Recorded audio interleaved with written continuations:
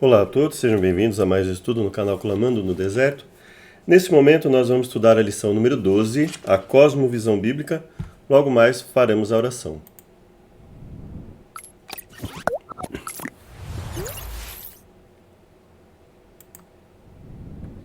Obrigado, Pai, por mais uma chance que temos de aprender a Tua mensagem. Venha nos dar a sabedoria necessária, nos fortalecer em todas as coisas que fizermos. Nós imploramos com perdão por nossas falhas e pecados, que pedimos em nome de Jesus. Amém. Bom, o verso para memorizar começa dizendo: o mesmo Deus de paz os santifique em tudo. O mesmo Deus de paz os santifique em tudo. Então, o que ele está querendo abordar? O ser humano por completo. Então ele está dizendo: você, eu, por completo, sejamos santificados por Deus. E aí ele diz: e que o espírito, a alma e o corpo de vocês sejam conservados íntegros e irrepreensíveis na vinda de nosso Senhor Jesus Cristo. Então a ideia aqui, nós entendemos que significa santificação completa. No entanto, algumas pessoas entendem isso como uma divisão entre corpo, alma e espírito. Então, quando nós falamos, por exemplo, a alma morre, ele fala, mas tem um espírito. Então, se você fala, não, mas o espírito é a junção do sopro de vida com o pó da terra, o ser humano formado ali ainda sem vida. E aí, eles falam, não, isso aí significa um corpo espiritual, um ser espiritual que existe dentro de nós. Nós entendemos de forma diferente, estudamos isso durante as 10 lições passadas, pelo menos. Na 11ª, nós tivemos ali alguns breves comentários sobre alguns perigos dos ensinamentos, que nós já vimos alguns deles estudados nas lições anteriores, o embasamento, e agora a questão da cosmovisão bíblica. Então, por que é necessário termos uma visão global da Bíblia, uma visão geral da Bíblia? Para entendermos versos como esse, por exemplo, que ele seria mais no sentido de uma repetição para ênfase na totalidade do ser humano e não uma questão de dizer corpo, alma e espírito no sentido de dizer que nós teríamos, por exemplo, 3 entidades dentro de nós. Nós teríamos o nosso corpo físico, que seria só carne, por exemplo, seria só pele, corpo, e nós teríamos uma alma ou um espírito, um ser imaterial dentro de nós. A intenção dele, evidentemente, não seria essa. Então, quando ele fala corpo, alma e espírito, ou seja, nós por completo, não é? Nós por completo, toda a nossa vida é dedicada a Deus, não é? A nosso corpo, a nossa mente dedicada a Deus, toda a nossa vida espiritual dedicada a Deus, em todos os aspectos. E no resumo da lição, Cosmovisão Bíblica, nos diz o seguinte: a cosmovisão bíblica se opõe à filosofia grega do dualismo, a qual supõe, que o corpo é ruim, mas o espírito é bom. Essa visão contradiz o claro ensino bíblico de que Deus criou tudo muito bom, inclusive o nosso corpo. A imortalidade não está em nós, mas nos é oferecida constantemente pelo próprio Senhor, uma fonte externa. E alguém poderia alegar, por exemplo, mas o espírito é imortal porque Deus o permite ser imortal. De repente ele poderia não ser. E, de qualquer forma, a Bíblia não apresenta, não só não apresenta, como ela mostra que não existe uma entidade imaterial dentro de nós. Nós somos o ser vivo. Né? Não existe nenhum ser imaterial dentro de nós. Nós somos um ser vivo. Não existe esse ser, nem mortal, nem imortal, ele simplesmente não existe. O que existe somos nós. Nós falecemos, no caso, quando nós viermos a falecer, caso Jesus não volte antes, o que acontece? Nós aguardamos, todos os que venham a falecer, estão ali, deixaram de existir e só vão voltar à existência por ocasião da volta de Jesus. Por exemplo, no caso dos salvos, voltarão à existência por ocasião da volta de Jesus, e na esmagadora maioria dos ímpios nós entendemos que depois do milênio é que eles voltarão à vida apenas para testemunhar a grandiosidade de Deus. Então, não existe vida, seja ela eterna, seja ela temporária, não existe vida fora da ressurreição, e no ser humano não existe vida fora do corpo. Nosso ser é uma unidade, Deus deseja mudá-lo. A vida segundo o Espírito. A dimensão espiritual de nossa vida é da maior importância e deve ser cultivada adequadamente. O corpo, o aspecto físico. Paulo encoraja os crentes a ser cheios do Espírito para servir e glorificar a Deus em seu corpo. Alma, coração, aspectos emocionais. Na Bíblia, o coração representa mais do que apenas um órgão físico. Simboliza a sede das emoções, que é o que nós entendemos hoje como a mente, mas a Bíblia sempre coloca o coração, ou seja, toda vez que eles ouviam o termo coração, eles sabiam que estavam se referindo aos sentimentos, às emoções, aquilo que eles precisavam se dedicar por completo a Deus. E o aspecto social.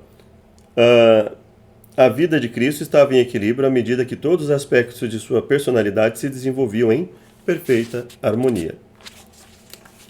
Então, a lição de sábado nos diz o seguinte: o livro do Apocalipse fala de duas grandes globalizações.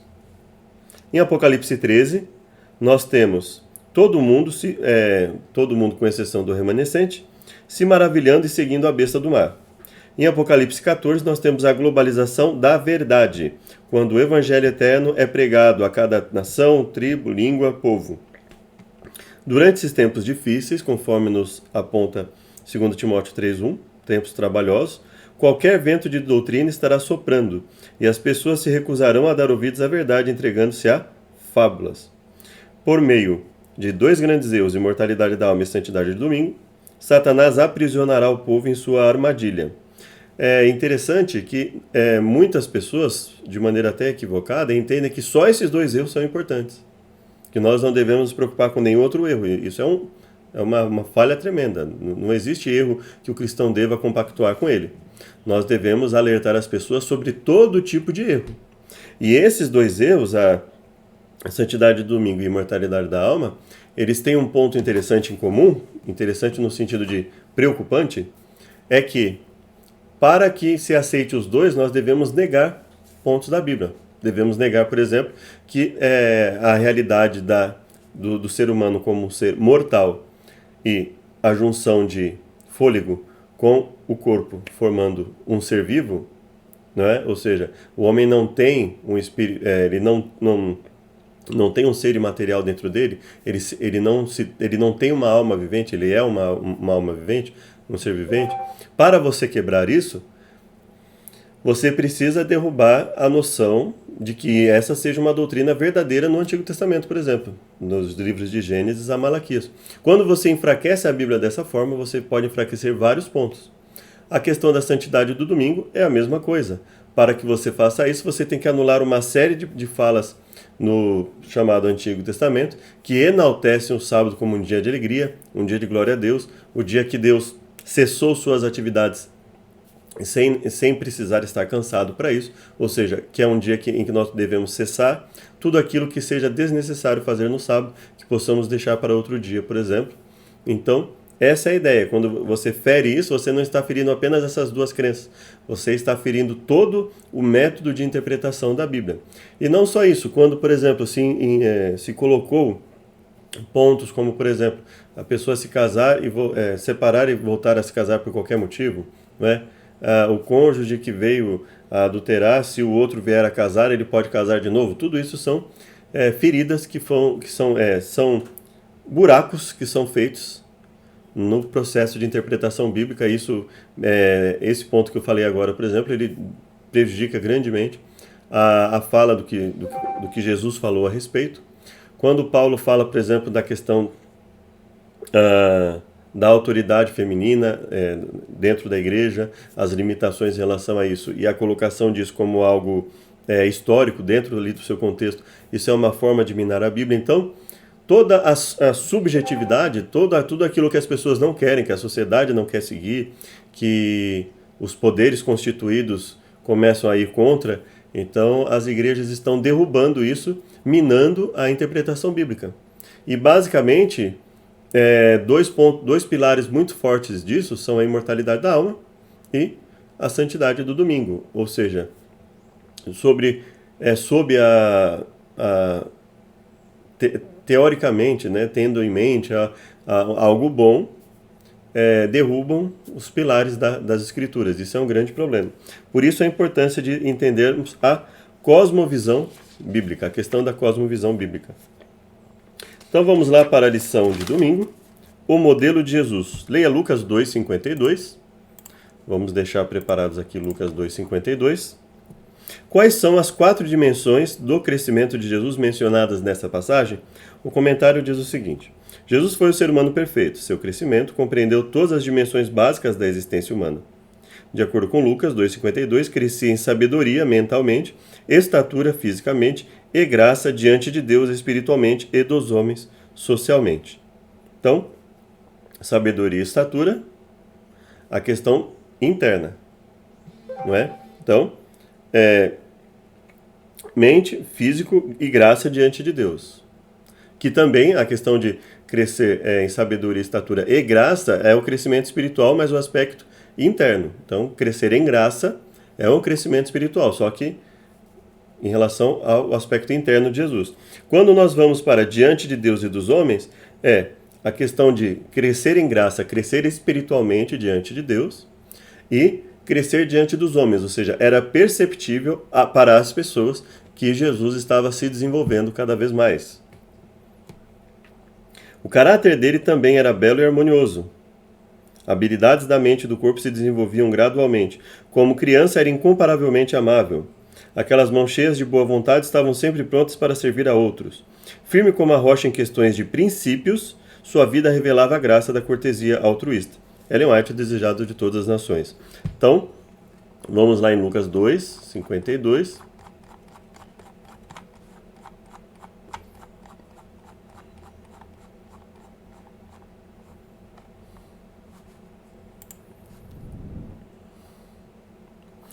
Isso, o que ocorre antes? Jesus é encontrado no templo pelos seus pais, né?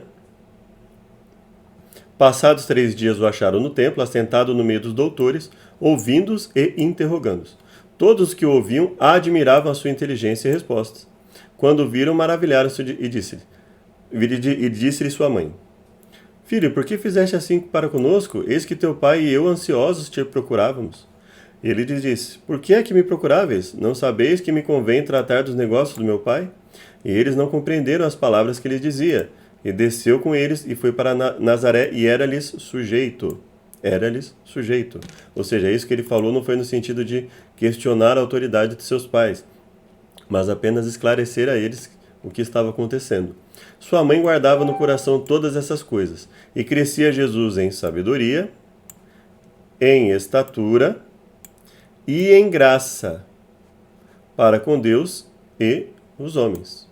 Então, todos percebiam que ele crescia em sabedoria, assim como todos percebiam, evidentemente, que ele crescia em estatura, e percebiam também que ele crescia em graça para com Deus e os homens. Então, seu crescimento físico, mental e espiritual era evidente a todos, tanto aqueles que simpatizavam com ele, como aqueles que não gostavam dele, por diversos motivos.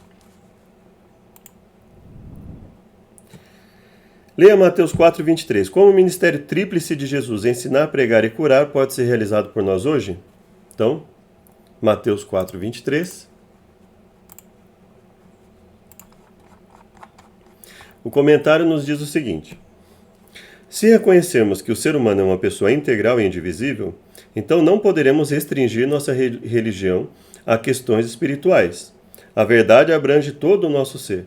Toda a nossa vida e todas as dimensões dela, nossos elementos físicos e espirituais, são tão poderosamente integrados que não podem ser separados. Como seres caídos, nunca seremos iguais à representação de Jesus descrita acima. No entanto, pela graça de Deus, devemos imitá-la, porque a obra da redenção é esta: restaurar no homem a imagem de seu autor, levá-lo de novo à perfeição em que fora criado, promover o desenvolvimento físico, mental e espiritual, restaurar a imagem do autor, levá-la de novo à perfeição em que fora criado e promover o desenvolvimento físico, mental e espiritual. Ellen White, Educação, página 9. Então, nós vamos ler aqui Mateus 4:23, e já vamos comentar isso. E as questões espirituais, elas são a base de tudo, porque sem questões espirituais bem definidas, teórica e praticamente, nossa vida física e mental, ela decai. Se nós não tivermos uma um ensinamento claro do que devemos fazer, uma disposição clara do que devemos fazer, disposição clara para fazer, como fazer e estar dispostos a agir, nós não vamos conseguir. Então a nossa vida espiritual, as lições espirituais, na teoria e na prática, elas que vão delimitar como nós vamos agir física e mentalmente. Então, como nós vamos desenvolver depende diretamente do que nós cremos, ou seja, depende diretamente das nossas crenças, dos ensinos que nos são passados pela palavra. Então, doutrina é a base da nossa vida. Agimos de acordo com o que acreditamos. Ou agimos por impulso, sem nos preocupar com o que vai acontecer, ou agimos convictos em alguma coisa. Então, doutrina é o que define nossa vida, no aspecto teórico e no aspecto, principalmente, prático. Mateus 4, 23. Adiantando-se dali, viu outros 2 irmãos, Tiago, filho de Zebedeu, João, seu irmão, num barco com seu pai Zebedeu. Estamos no verso 21. Chamou-os. Eles, deixando imediatamente o barco e seu pai, seguiram. E percorria Jesus toda a Galileia, ensinando nas suas sinagogas, pregando o evangelho do reino, curando todas as enfermidades e moléstias entre o povo. E a sua fama correu por toda a Síria, e traziam-lhe todos os que padeciam, acometidos de várias enfermidades e tormentos, endemoninhados, lunáticos, paralíticos, e ele os curava. Seguiu uma grande multidão da Galiléia, de Decápolis, Jerusalém, Judéia e da além do Jordão.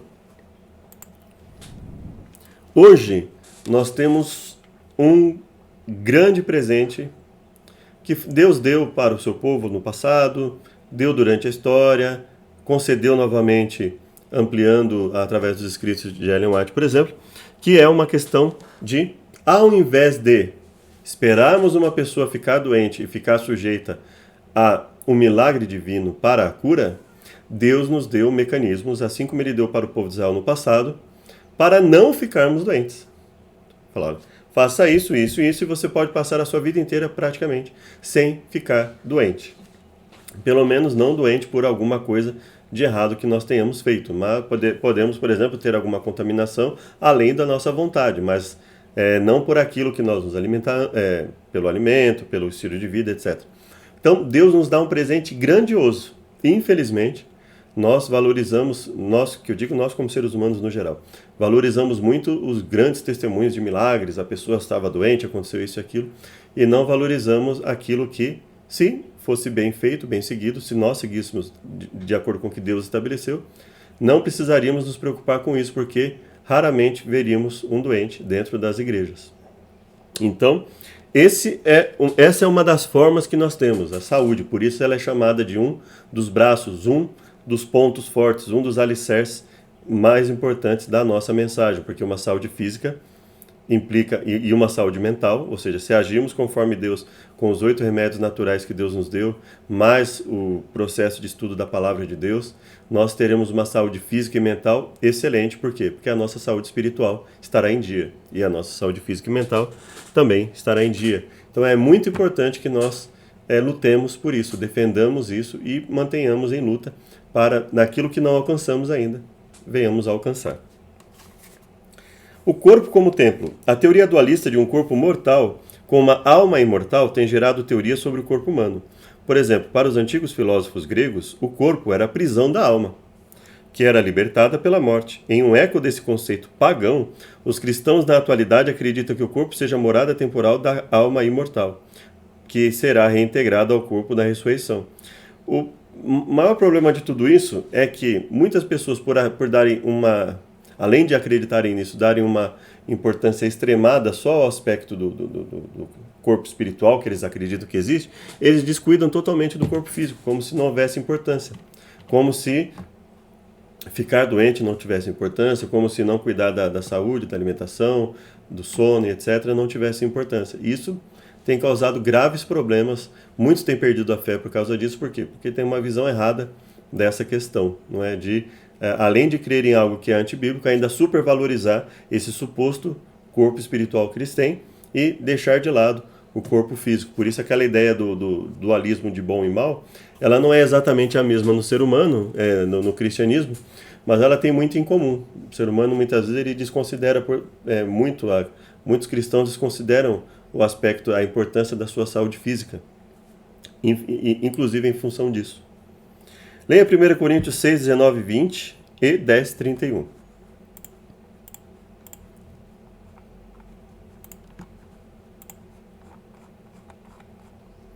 Como o entendimento de que nosso corpo é o templo de Deus e o templo do Espírito Santo pode influenciar positivamente nosso estilo de vida. Então, 6, 19 e 20.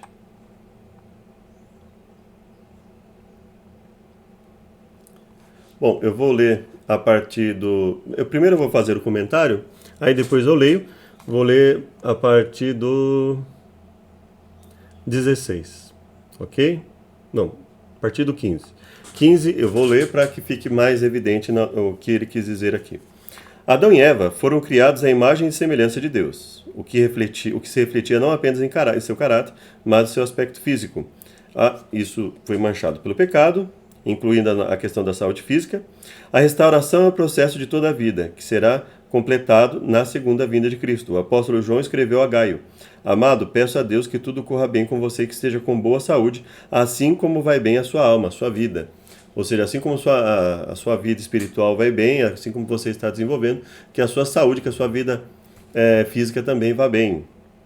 Se reconhecemos que o ser humano é indivisível e que a religião abrange todos os aspectos da vida, consideramos o cuidado da saúde física um dever religioso. Devemos ser guiados pelo princípio inspirado. Se vocês comem ou bebem ou fazem qualquer outra coisa, façam tudo para a glória de Deus. Infelizmente, a gente sabe que isso é muito mais fácil que falar do que fazer, mas o grande problema é que isso tem sido rejeitado, inclusive por aqueles que foram agraciados com essa verdade, assim como muitos do povo antigo rejeitaram os preceitos de saúde que Deus deu e que muitos, ou alguns pelo menos, estudiosos valorizam até hoje, e o povo a quem foi dado rejeitou. Nós também, como povo a quem foi dado um grande conjunto de informações sobre saúde, muitas vezes rejeitamos isso para o nosso próprio prejuízo e talvez até para a nossa perdição, se não nos colocarmos sob a vontade de Deus e se rejeitarmos isso pelo pecado da mão erguida, da mão levantada, o pecado da rebeldia. Temos, e além de não aceitarmos, ainda induzirmos outras pessoas a fazer o erro. E dizer que é errado, que quem defende isso não está no caminho certo. Isso é um grande problema que nós devemos orar para não estar nesse meio. Então ele diz o seguinte: não sabeis que vós que os vossos corpos são membros de Cristo? Tomarei, pois, membros de Cristo e fareis membros da meretriz? Não, por certo. Não sabeis que o que se ajunta com a meretriz faz um corpo com ela? Porque serão, disse, dois numa carne. Mas o que se ajunta com o Senhor é um mesmo espírito. Fugir da fornicação. Todo pecado que o homem comete é fora do corpo, mas o que fornica peca contra o seu próprio corpo. Obviamente, ele não está falando, por exemplo, que isso não prejudique o nosso corpo, que só a fornicação prejudique o nosso corpo. Ou não sabeis que o vosso corpo é o templo do Espírito Santo que habita em vós proveniente de Deus, e que não sois vós de vós mesmos? Porque fostes comprado por bom preço. Glorificai, pois, a Deus no vosso corpo e no vosso espírito, os quais pertencem a Deus. Então ele fala corpo e mente, corpo e mente. Então você não vai usar aquilo que prejudica o seu corpo, Inclusive, na época mais antiga, as pessoas se alimentavam de coisas mais que possivelmente não trouxessem tanto mal quanto hoje, Elas realmente se preocupavam em se alimentar e não em usar o alimento como um mecanismo de satisfação a todo custo, Então, e aí Paulo fala da questão de que você fornicar, você peca contra o seu próprio corpo. E aí ele fala no sentido de pecar contra o próprio corpo, em que aspecto? No aspecto de que você usa o seu corpo, induz outra pessoa a fazer o erro, e aí vocês usam o próprio corpo nesse sentido, a união dos corpos, para pecar. Não significa isso que não haja outros pecados relacionados ao corpo, como, por exemplo, o mau uso da alimentação, o não dormir adequadamente e assim sucessivamente. E aí nós vamos agora para capítulo 10, verso 31.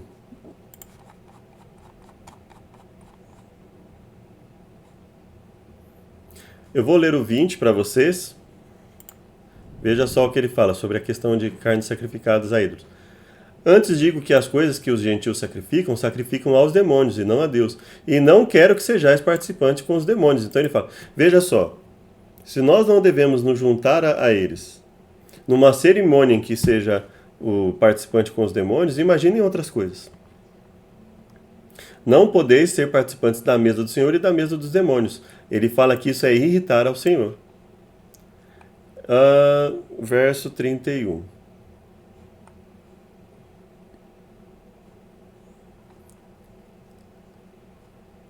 Digo, porém, a consciência não a tua, mas a do outro, pois porque a minha liberdade há de ser julgada pela consciência de outrem?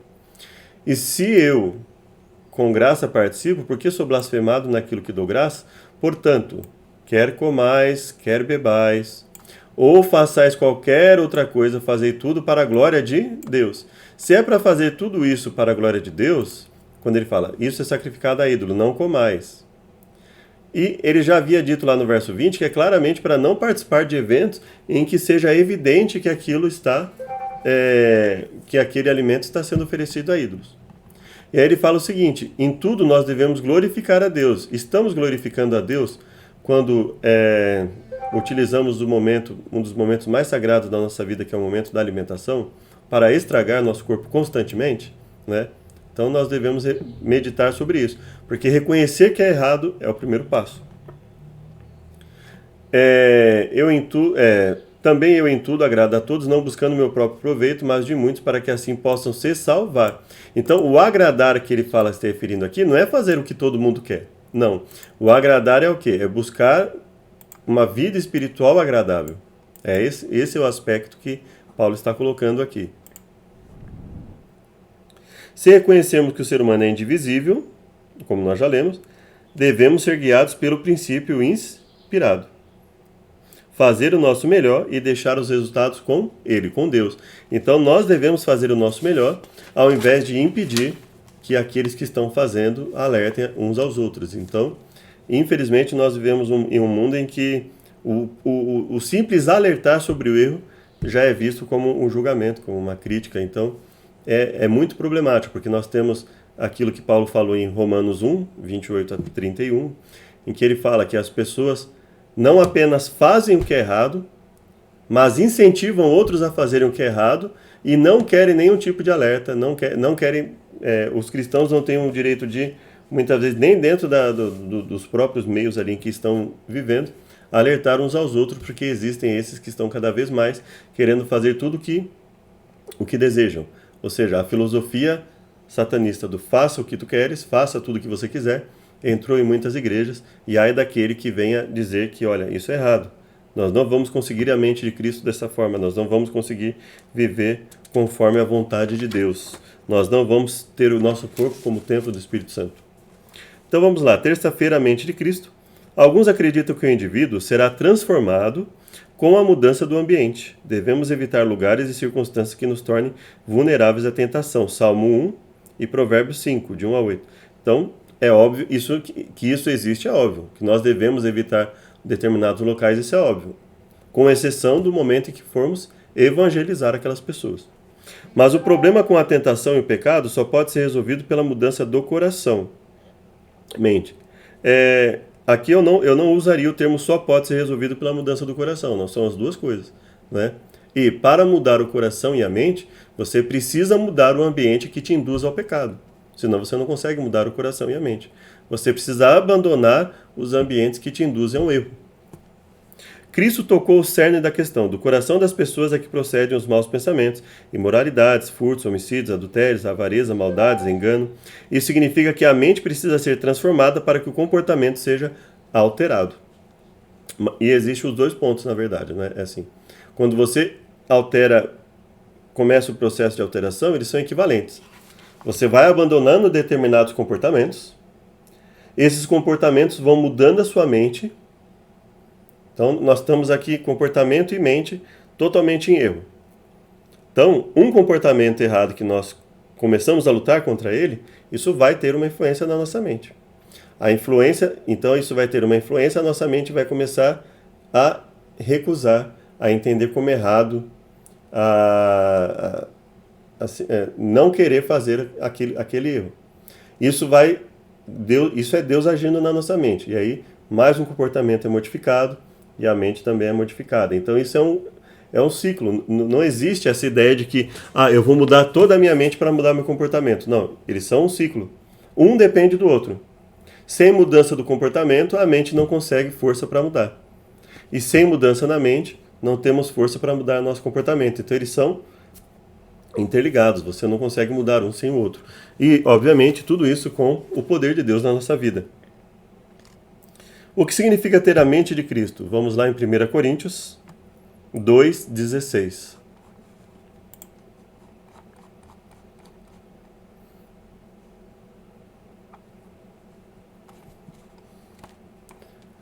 Veja só o verso 12. Mas nós não recebemos o Espírito do mundo, mas o Espírito que provém de Deus, para que pudéssemos conhecer que nos é dado gratuitamente por Deus. Falamos não com palavras de sabedoria humana, mas com o que o Espírito Santo ensina, comparando coisas espirituais com espirituais. Ora, o homem natural não compreende as coisas do Espírito, porque lhe parece loucura, e não pode entendê-la, porque se discernem espiritualmente. Mas o que é espiritual discerne bem tudo, e ele de ninguém é discernido. Porque quem conhece a mente do Senhor para que possa instruí-lo? Quem conhece a mente do Eterno para poder instruí-lo? Mas nós temos a mente de Cristo. Ou seja, nós temos Deus atuando através do Espírito Santo em nossa mente para nos desenvolvermos, para desenvolvermos uma mente que recuse o mal, para que busque fazer o que é correto. E então nisso basicamente consiste ter a mente de Cristo. Salmo 24:3.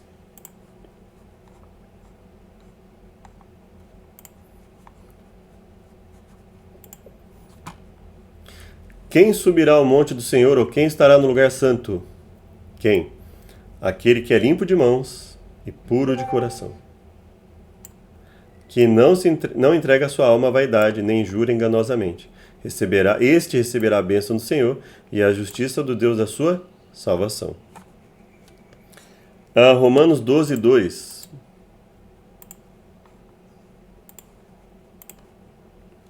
Rogo-vos, pois, irmãos, pela compaixão de Deus, que apresentei vossos corpos em sacrifício vivo.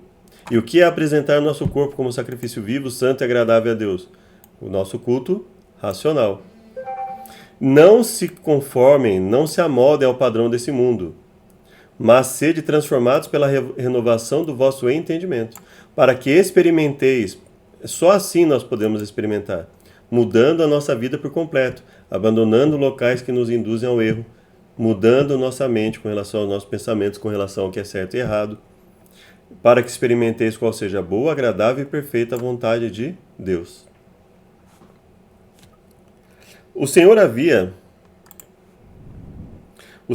prometido que sob a nova aliança ele colocaria a sua lei na mente do seu povo e a escreveria no coração. Não só sob a nova aliança, tá? Tudo que ele prometeu na nova aliança, ele já havia colocado lá desde o começo. Desde o momento em que ele criou Adão e Eva, ele colocou a sua lei no coração dos homens, não é? Foi assim que Adão e Eva obedeceram, foi assim que Noé obedeceu, assim que outros homens e mulheres obedeceram. Deus sempre colocou a sua lei na mente e coração das pessoas. Então, na nova aliança, o que ele faz é reforçar, é confirmar que ele manteria a sua lei na mente e no coração das pessoas. Não é surpresa que no Sermão da Montanha, Cristo ampliou e aprofundou o significado dos mandamentos ao nível de pensamentos e intenções, que também já existia no Antigo Testamento. A ideia de que o pensamento e intenções constituem erro também já existia no Antigo Testamento, essa ideia. E o que ele fez foi dar visibilidade, né? Jesus foi e engrandeceu aquilo que o próprio Deus já havia colocado na sua palavra.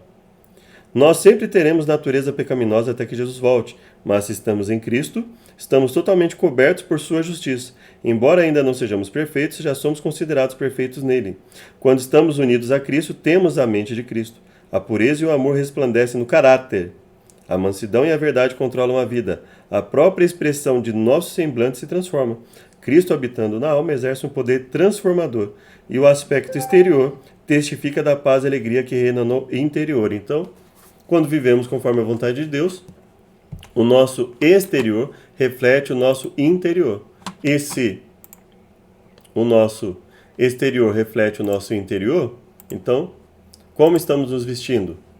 Como estamos agindo no dia a dia, em casa, na escola, na rua, no trabalho, na igreja? Como está o nosso palavreado? Como está a nossa música? A nossa música está refletindo uma vontade de oferecer um culto racional, um culto razoável a Deus? Ou a nossa música está refletindo o desejo de cada vez mais ser levado pelos instintos, pelo êxtase, né? Pela aquela aparência de transe praticamente que as pessoas estão vivendo gradativamente através da música, né? Quais são as inspirações das nossas músicas? Eu acredito que algumas delas, se você vir, vai ficar surpreso. Alguns nem tanto, porque já até concordam com isso, mas aqueles que querem viver realmente conforme a vontade de Deus ficariam, se já não estão, até um tanto perplexos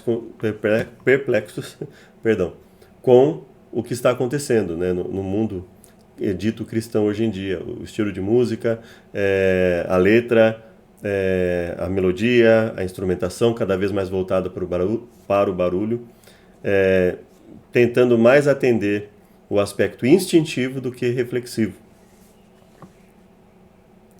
A orientação do Espírito. O Espírito é o agente que derrama o amor em nosso coração, nos conduz à experiência da salvação, nos guia em toda a verdade e nos capacita para a missão. Visto que é o Espírito Santo que neutraliza a obra satânica degenerativa, não é surpresa que Satanás tente por todos os meios distorcer nossa compreensão da natureza da obra do Espírito. Basicamente é o quê? Hoje, um cristão que segue o Evangelho, ele é visto como um fariseu. Ele é visto como um perfeccionista, como uma pessoa que está contra a vontade de Deus. Por quê? Porque as pessoas que olham para ele enxergam o cristianismo deturpado. São tantas igrejas, são tantos pregadores pregando um cristianismo deturpado, que hoje, se você segue o cristianismo dos evangelhos, que é pautado, que é baseado nos escritos de Gênesis a Malaquias, nos ensinamentos de Jesus, nos ensinamentos dos apóstolos, que estão sujeitos a tudo isso, você é visto como um extremista, um fanático. Por quê? Porque a noção de evangelho que as pessoas têm são de pregadores populistas, são de igrejas que querem crescer a todo custo numericamente, então elas fazem uma série de eventos, elas pegam da Bíblia só o que seja agradável para que as pessoas ouçam, geralmente em um contexto isolado. E aí, hoje em dia, ser um cristão de acordo com a palavra é muito difícil, porque as pessoas vão nos ler, vão nos enxergar como não cristãos. Por quê? Porque estamos errados? Não. Porque a noção que elas têm de cristianismo é uma noção tão deturpada que na cabeça delas ser um cristão é ser uma pessoa alienada das coisas que acontecem no dia a dia, é ser uma pessoa que olhe tudo o que está acontecendo de errado e fique em silêncio. Então, essa é uma noção deturpada. Uma pessoa que olha as mudanças, as pessoas usando dentro da igreja, usando roupa rasgada, roupa justa, roupa curta, roupa transparente, um linguajar inapropriado, cheio de gíria, cheio de expressões indelicadas na hora de pregar a mensagem na igreja, mais preocupadas em fazer as pessoas rirem com talk shows do que efetivamente e incentivar aquele êxtase com música com cada vez mais bateria do que efetivamente a mensagem. Então, a orientação do Espírito nós só conseguimos através da palavra. Não podemos nos iludir achando que A, B, C, pessoa ou instituição vai fazer isso por nós. Só através da palavra. E aí nós poderemos verificar se o que nos é passado é realmente o cristianismo bíblico. Leia Atos 8, 4 a 24. Simão, o feiticeiro de Samaria, queria receber os dons do Espírito Santo sem ter sido regenerado por ele. Como essa mesma atitude ainda se manifesta em nossos dias, nós temos muitos Simões na Bíblia, nas igrejas, né? Pessoas que querem comprar os benefícios da igreja através de fama, através de favores que faz a igreja, através de atitudes que tomam.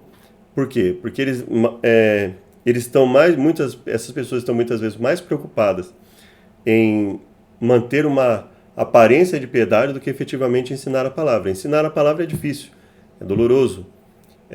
As pessoas não gostam, as pessoas muitas que entram nas igrejas não querem ser transformadas, então é um passo difícil. E o mesmo aconteceu com Simão. Atos 8, 4 a 24. Nós não vamos ler todo o texto, mas nós vamos pegar alguns pontos. Muitos, porém, dos que ouviram a palavra creram. Chegou o número desses a quase 5.000. De homens, no caso, estamos falando, né? Fora mulheres, crianças, etc. Aconteceu no dia seguinte, reunirem-se em Jerusalém seus principais. E Anás, o sumo sacerdote, Caifás, João, Alexandre, todos quantos havia da linhagem do sumo sacerdote, perguntaram: com que poder ou em nome de quem fazes isto? E aí Pedro, cheio do Espírito Santo, disse, né? Ele fala lá: seja conhecido de vós que em nome de Jesus Cristo Nazareno, aquele a quem vós crucificastes. Olha a fala de Pedro. Olha como ele fala. Hoje em dia, nos dias de hoje, ele seria dizendo: você é um acusador, né? Acusador é Satanás, você está acusando as pessoas, né? Por quê? Porque eles pegam, na cabeça deles, eles acham que eles idealizaram o cristianismo que não é bíblico. E veja como Pedro agiu. Então ele fala: aquele que vocês crucificaram e a quem Deus ressuscitou dentre os mortos, em nome desse é que está são diante de vós. A pedra que foi rejeitada por vocês, os edificadores, foi posta de cabeça de esquina. E aí, vendo que o homem fora curado, nada tinham que dizer em contrário, né? Para que não se divulgue mais entre o povo, ameacemo-lo para que não fale mais desse nome. E aí chamaram e falaram: vocês não podem mais ensinar no nome de Jesus. E aí Pedro e João responderam: julgais vós se é justo diante de Deus ouvir-vos ante a vós do que a Deus. Né? Creio que você já passou por isso. Alguém falou: você não pode ensinar isso, isso e isso. Como não posso ensinar? Claro que nós vamos ensinar. Né? Então, de um jeito ou de outro, nós vamos ensinar a mensagem de Deus. Não vamos ceder ao que as pessoas falam. Né? Nós só vamos deixar de falar aquilo que Deus nos mandar deixar de falarmos. Porque não podemos deixar de falar de tudo que temos visto e ouvido. E aí levantaram a voz, né? Deixa eu ver aqui. E eu li errado, né? Perdão. Vamos ver aqui. Aqui. Os que andavam dispersos iam por toda parte anunciando a palavra. E descendo Filipe à cidade de Samaria, lhes pregava a Cristo. E as multidões prestavam atenção. O mesmo que aconteceu lá no contexto anterior. As multidões ouviam, não é? E então, Simão, um certo Simão, Pedro também se chamava Simão, né? Simão Pedro. Passou a ser conhecido como Pedro, né? E ele tinha a arte mágica, né? Tinha iludido o povo de Samaria, dizendo que era uma grande personagem, né? Então veja. E aí então, ele foi batizado, ficou de contínuo com Filipe, e vendo os sinais, ficava atônito, porque ele pensava: então eu vou me batizar então para conseguir esse poder. Ou seja, desde o momento do batismo ele já estava com má intenção. Os apóstolos, pois, estavam em Jerusalém. Então vamos lá. Então lhes impuseram as mãos e receberam o Espírito Santo. E Simão, vendo que pela imposição das mãos dos apóstolos era dado o Espírito Santo, lhes ofereceu dinheiro. Ou seja, ele não foi escolhido para ser imposto às mãos. Ou seja, a imposição de mãos não é meramente um ato simbólico. Não é meramente uma questão de vamos lá, impor a mão sobre qualquer um. A Bíblia fala para não impor as mãos sobre qualquer um, para não sermos participantes dos erros das pessoas. Então veja, é importante conhecer a pessoa sobre quem está sendo, para quem vamos orar nesse sentido, por exemplo. E ele fala: dai-me também a mim esse poder, para que aquele sobre quem eu puser as mãos receba o Espírito Santo. E aí os apóstolos perceberam claramente que a intenção dele não era pura. E aí Pedro falou: o teu dinheiro seja contigo para a perdição. O teu dinheiro seja contigo para a perdição, pois cuidaste que o dom de Deus se alcança por dinheiro. E quantas pessoas não querem alcançar o status dentro da igreja pelo dinheiro? Tu não tens parte nem sorte nessa palavra, teu coração não é reto diante de Deus. Arrepende-te dessa tua iniquidade e ora a Deus, para que porventura te seja perdoado o pensamento do teu coração. Pois vejo que está em fel de amargura e em laço de iniquidade. Respondeu, porém, Simão e disse: orai vós por mim ao Senhor, para que nada do que disseste venha sobre mim. Muito triste e muito duro. Mas essa é a Bíblia de verdade. Isso é o que está nos evangelhos de verdade, não o que andam dizendo por aí para um grupo de pessoas que não quer ser advertido, que não quer ser contrariado naquilo que faz, né? Os filhos de Deus são guiados pelo Espírito, em toda a verdade. Nós já lemos, né? Nem todo que diz Senhor, Senhor estará no reino dos céus. Jesus diz, eu nunca conheci vocês, afaste-se de mim, vocês que praticam o mal. O mesmo Espírito Santo que nos guia em toda a verdade nos capacita a conduzir outros a essa verdade. Manhã após manhã, devemos nos ajoelhar diante do Senhor e renovar nossos votos de consagração. Devemos estar abertos à sua liderança, a liderança de Deus, e aí estaremos abertos a receber o poder do Espírito Santo. Lição de quinta. Pronto para o seu aparecimento. Vivemos nesse mundo frenético, com muitas necessidades artificiais e distrações. Se não tomarmos cuidado, elas poderão tomar todo o nosso tempo e perverter nossas prioridades. Isso não é apenas mais um subproduto do mundo cibernético globalizado. Cristãos de todas as idades, em maior ou menor grau, precisam estar atentos às tentativas de Satanás de distração. 2 Pedro 3,14. Vamos ler 2 Pedro 3,14. E 1 João 3, de 1 a 3. Então vamos lá. Que diferença há entre preparar-se para a segunda vinda de Jesus e estar pronto para esse evento glorioso? Muitas vezes a noção de preparação contínua para o retorno de Cristo se torna uma desculpa para a procrastinação. Sempre deixar para depois. No futuro eu vejo, no futuro eu vou para a igreja, no futuro eu faço isso. Essa ideia pode facilmente levar alguém à negligência com base na suposição do servo mau. Meu Senhor demora para vir. Veja que muitos confundem a vinda do Senhor com o processo de santificação, não é? Independente da data que Jesus virá, independente de ser daqui a 10 anos, 20 anos, se não estivermos preparados hoje, estamos perdidos, independente de quando ele virá. Então, e se não nos arrependermos verdadeiramente, estamos perdidos, né? E se não mudarmos, dormiremos perdidos, né? Então vamos lá, 2 Pedro 3,14. Por isso, amados, aguardando essas coisas, procurai que deles sejais achados imaculados e irrepreensíveis em paz. E tende por salvação a longanimidade de nosso Senhor, como também nosso amado irmão Paulo vos escreveu segundo a sabedoria que lhe foi dada, falando disso, como em todas as suas epístolas, entre as quais há pontos difíceis de entender, que os indoutos e inconstantes torcem, e igualmente as outras escrituras, para a sua própria perdição. Então Pedro está dizendo aqui para nós, olha, cuidado com aqueles que usam a Bíblia para distorcer os conceitos, para ter privilégios dentro da igreja, fora da igreja, para manterem o seu salário dentro da igreja, esse tipo de coisa. 1 João 3, de 1 a 3. Vede quão grande amor nos tem concedido o Pai, que fossemos chamados filhos de Deus. Por isso o mundo não nos conhece, porque não conhece a Ele. Por isso o mundo não aceita. Por isso o mundo não quer conhecer mais a fundo. Não é porque as pessoas estão falando de forma errada. Alguns podem estar falando sim. Mas, por quê? Porque o mundo não quer, não aceita esse estilo de vida que Deus, muitos no mundo não reconhecem o senhorio de Deus e não querem viver segundo a vontade dele. Amados, agora somos filhos de Deus e ainda não é manifestado o que havemos de ser. Mas sabemos que quando ele se manifestar, seremos semelhantes a ele, porque assim como é, o veremos. Qualquer que nele tenha essa esperança, purifica-se a si mesmo, como ele é puro. Qualquer que tenha essa esperança, purifica-se a si mesmo. Vamos colocar aqui a última parte. Qualquer que comete pecado também comete iniquidade, porque pecado é iniquidade, transgressão da lei.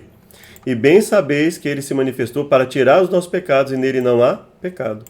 Qualquer que permanece nele não peca, não vive pecando, não vive em pecado. A questão do pecado acariciado, do pecado da rebeldia, ou seja, aquele que permanece nele luta contra o pecado. Qualquer que peca não o viu nem o conheceu. Quem pratica a justiça é justo, assim como ele é justo. Quem pratica a justiça é justo, assim como ele é justo. E ele fala, qualquer que comete pecado, qualquer que vive uma vida voluntária em pecado, é do diabo, porque o diabo peca desde o princípio. E por que Deus se manifestou? Para desfazer as obras do diabo. Então, para que Deus se manifesta em nossa vida? Para fazer morrer a nossa natureza pecaminosa. Em Salmo 95, Hebreus 3, O que esses versos nos dizem sobre estarmos prontos agora mesmo? Salmo 95.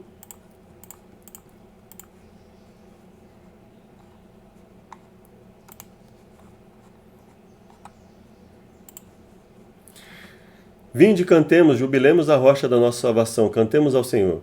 Apresentemo-nos ante a sua face com louvores, celebremos com salmos. Deus é grande, Rei grande sobre todos os deuses.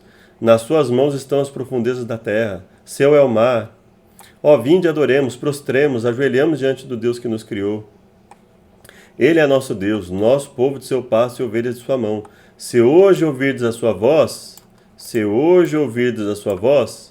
não endureçais os vossos corações, assim como na provocação e como no dia da tentação no deserto, quando vossos pais me tentaram, me provaram e viram a minha obra. Então ele fala o quê? A cada momento, se hoje ouvir a voz de Deus, mude a sua vida, mudemos a nossa vida. Da perspectiva bíblica, o tempo de salvação é sempre hoje, nunca amanhã. E mais, a não ser que ocorra uma grande experiência de conversão, continuaremos a ser o que somos agora. O tempo em si não converte os não convertidos. A menos que alguém esteja continuamente crescendo na graça e avançando na fé, a tendência com o passar do tempo é cair. Ou seja, ou estamos apegados a Deus e nos fortalecemos e crescemos em graça, ou estamos separados de Deus e caímos. Não existe um momento de estabilidade. Quando você está com Deus, você cresce espiritualmente. Sem Deus, cai espiritualmente. Não existe um ponto em que nós estejamos ali retos. Não. Ou crescemos ou caímos. Não existe outra alternativa. A partir dessa perspectiva, podemos dizer que cada dia de nossa vida é nossa vida em miniatura. Viver cada dia prontos para o retorno de Jesus, especialmente porque, dadas as incertezas da vida, hoje pode ser o nosso último dia. Estudo adicional: santificação e ciência do bom viver. O grande conflito vai se aproximando do fim. Toda notícia de calamidade em terra ou mar é testemunho do fato de que está às portas o fim de todas as coisas. Guerras e rumores de guerra o declaram. Haverá um só cristão cuja pulsação não se acelere ao prever os acontecimentos que iniciam perante nós? Ou seja, não sejamos como aquele que diz assim: vou fazer errado porque a profecia vai se cumprir. Não é isso que Deus está falando, não. Nós devemos estar do lado certo, independente do que venha acontecer profeticamente. Não é? Pregarmos a palavra de Deus, ainda que o mundo viva cada vez sem amor. Eu não vou deixar de pregar para que o mundo fique mais rapidamente sem amor, para se cumprir as profecias. Evidentemente, esse não é um pensamento de Deus.